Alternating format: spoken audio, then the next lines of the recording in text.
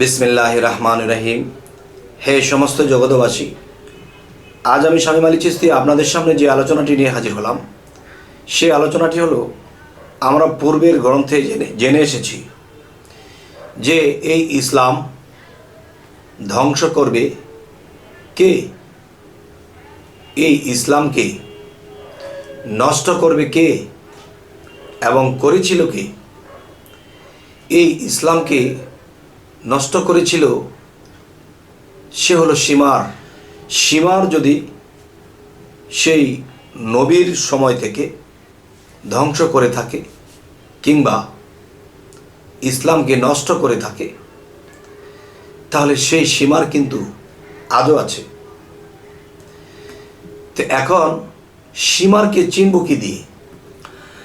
আমরা সীমারকে চিনব কি দিয়ে? একটা নিদর্শন আমরা পেয়েছিলাম গ্রন্থে, সেটি হলো যে সীমারের বুকে লোম থাকবে না, সীমারের বুকে একটা পশমও থাকবে না।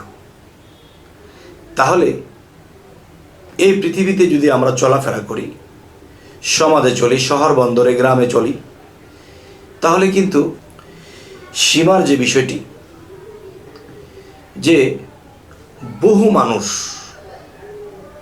এই বুকে পশম নেই, বুকে পশম নেই বলে তাদের কি সীমার বলা যাবে? আর তাদের দ্বারা কি ইসলামটা নষ্ট হবে?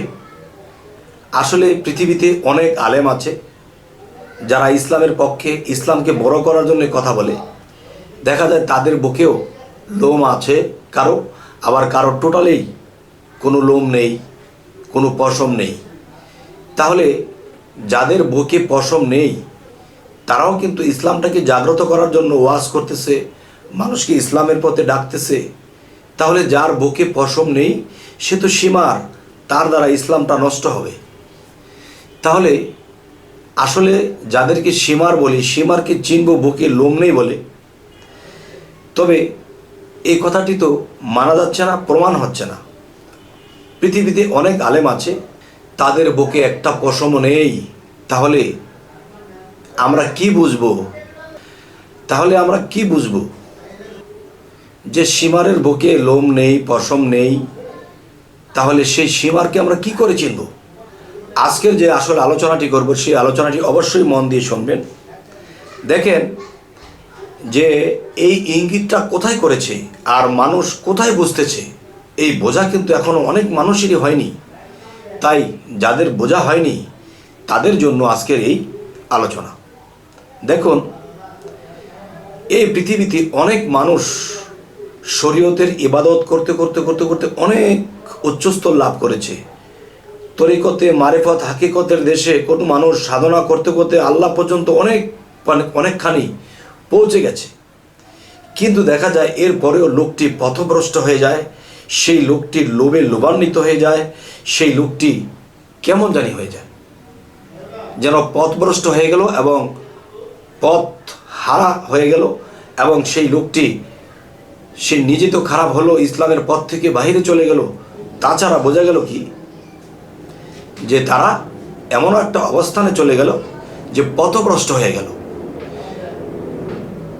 তাহলে এতখানি পথ অগ্রসর হওয়ার পরে সেই মানুষটি কিভাবে পথভ্রষ্ট হয়ে যায়, আর এই পথভ্রষ্ট কে করল?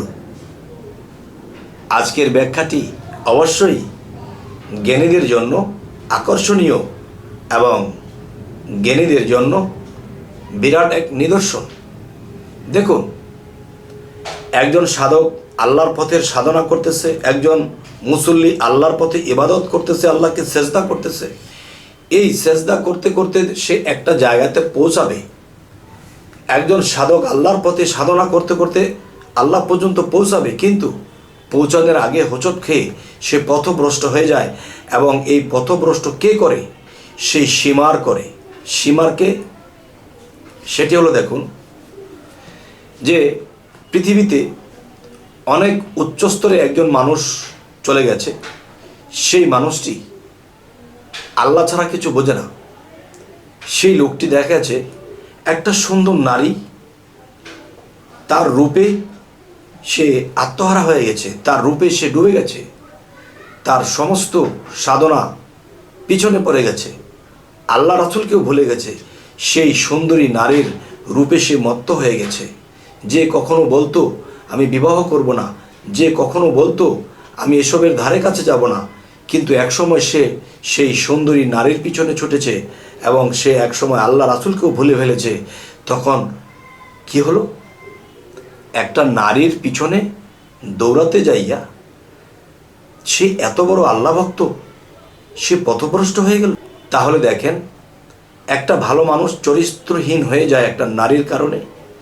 একটা ভালো মানুষ চরিত্র নষ্ট হয়ে সমস্ত ইবাদতের ঘাটতি হয়ে যায় একটা নারীর কারণে। কারণ এই চোখের দৃষ্টি এত তীক্ষ্ণ যে তার জীবনে কত নারীকে দেখেছে, তার এরকম মন পড়েনি, কিন্তু একজনকে দেখে তার অবস্থা এমনই হয়েছে, সমস্ত কিছু ভুলে গেছে। তাই আমি বলতে চাই, হে সমস্ত জগতবাসী, যে আমি কিন্তু একটু আগে একটা কথা বলেছি, পৃথিবীতে অনেক আলেম আছে, অনেক বুজুর্গ আছে, অনেক কামেল মুর্শিদ আছে, এদের বুকে পশম নেই। তারা তো ইসলামকে নষ্ট করছে না, এরা তো ইসলামকে আরও জাগ্রত করছে। কিন্তু বুকে পশম নেই বলেই তাকে কি সীমার বলা যাবে না? তাহলে সেই সীমারটি কে যে ইসলামকে নষ্ট করবে, পথভ্রষ্ট করে দেবে? সেই হলো একটি নারী। একটি নারী মানুষকে পথ বিচ্যুত করে দিতে পারে। তাহলে একজন নারী কি সীমার? দেখেন, আমাদের ধর্মে বেশিরভাগই চাপা দেওয়া হয়েছে কথা, ফুটাস করেনি, জ্ঞানীরা এখান থেকে বুঝে নেবে। যেমন সূরা হামিমের মধ্যে বলা হয়েছে, কিতাবুন ফুসসিলাত আজাতু কুরআনান আরাবিয়ান, এই এক গ্রন্থ আরবি কোরআন রূপে অবতীর্ণ, এর বাক্যসমূহ জ্ঞানীদের জন্য। তার মানে এই কোরআনটা সকল স্তরের লোকেদের জন্য নয়, জ্ঞানীদের জন্য নিদর্শন। আর এখানে কি জ্ঞানটি লুকিয়ে আছে? এখানে যে জ্ঞানটি লুকিয়ে আছে সেটি হলো, দেখুন, যে একজন মানুষ একটা নারীর সৌন্দর্যের মধ্যে ডুবে গিয়ে আল্লাহ, রাসূল, ঘর সংসার সমস্ত কিছু ভুলে গেছে, তাহলে বোঝা গেল সেই সীমার কি? সেই সীমার একজন রূপসী সুন্দরী, সেই সুন্দরী রূপসীর বুকে কিন্তু পশম নেই। এটাই কিন্তু ইঙ্গিত। আর যদি বলেন যে না, কোনো পুরুষ লোক, না, কোনো পুরুষ লোক হলে পৃথিবীতে অনেক পুরুষ লোক আছে, অনেক আল্লাহ ভক্ত, ইসলামকে জাগ্রত করছে, ইসলামকে নষ্ট হতে দেয় না। তাহলে বোঝা গেল কি? একজন নারী, তার বুকে পশম নেই। আর এই নারী, আমরা চলবো, ফিরবো, খাবো, কিন্তু এদের থেকে সাবধান। সে আপনাকে তার রূপের ঝলকে, তার রূপের তুফানে, তার রূপের সাগরে আপনাকে তলিয়ে দেবে। তখন আপনি আল্লাহ পদের এমন একজন মানুষ ছিলেন, আপনাকে সে বিচ্যুত করে দেবে, আপনাকে পথ ভ্রষ্ট করে দেবে। তাই বলবো, হে সমস্ত জগতবাসী, এই জন্যই কিন্তু নবীজি পর্দার কথা বলেছে। ভিতরের পর্দা তো লাগবেই, বাহিরের পর্দাও লাগবে। কারণ মিঠাই বা কাঁঠাল যদি আমরা খুলে রেখে দিই, তখন মাছি পড়বে, মাছি একে নষ্ট করে দেবে। আচ্ছা, তাহলে আজকের যেই বিষয়টি বোঝানো হলো সেটি কি? সীমারটি আমরা কোথায় পেলাম? আচ্ছা, এখন আমার যে মা বোন আছে, সারা বিশ্বব্যাপী যে মা বোন আছে, তারা হয়তো মনে মনে ভাববে, দেখো আমাদের কি এমন একটা কথা বললো।